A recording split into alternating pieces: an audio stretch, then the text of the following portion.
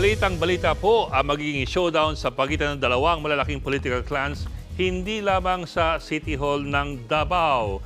Para sa pagkaalkalde, maglalaban si dating Pangulong Duterte at ang kanyang dating Cabinet Secretary na si Carlo Nograles. At sa pagkabise, ang maglalaban ay si Baste Duterte at ang running mate ni Nograles na si Bernardo Alag. Sa halos 4 na dekada, naghari sa Davao City Hall ang pamilya Duterte. Pero ngayong 2025, bakbakan na para po sa lahat ng posisyon, hindi lamang sa City Hall.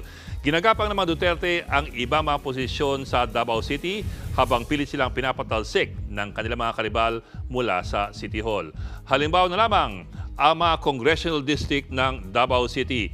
Kung si Rodrigo Duterte ang naghari sa Davao City Hall, si Prospero Nograles naman at ang kanyang pamilya ang naghari sa 1st Congressional District ng Davao.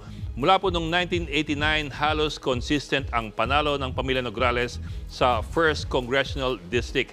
Nabali lamang po ito nung iwan ni Nograles ang karera sa Kongreso para tumakbong alkalde noong 1998 na kanya namang kinatalo. Si Digong naman, sinungkit noon ang Congressional District ni Nograles noong taong yun.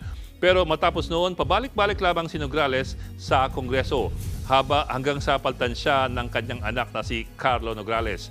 Ngayon, taong 2016, nag-alyansa ang pamilya Duterte at Nograles. Si Carlo Nograles, ginawang Cabinet Secretary ni Duterte noong taong 2018. Sunod na taon, tumakbo si Pulong Duterte sa dating congressional district o dating congressional seat ni Carlo Nograles. Pero ngayon, sinusubukang bawiin ng mga Nograles ang congressional seat na pinubayan nila kay Pulong Duterte. Si PBA Party List Congresswoman Margarita Migs Nograles kakalabanin si Pulong para sa 1st District. Doon naman po tayo sa 2nd Congressional District ng Davao City kung saan tatakbo ang apo ni Duterte at ang anak ni Pulong na si Omar Duterte. Isang baguhan sa politika na nanalo lamang nung nakaraang taon bilang barangay captain.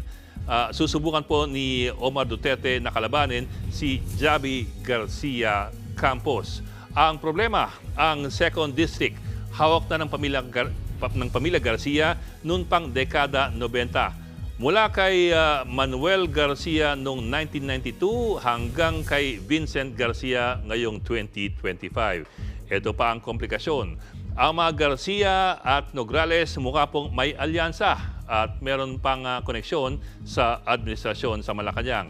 Si Garcia Campos tumatakbo sa ilalim ng Partido Federal ni Pangulong Bongbong Marcos.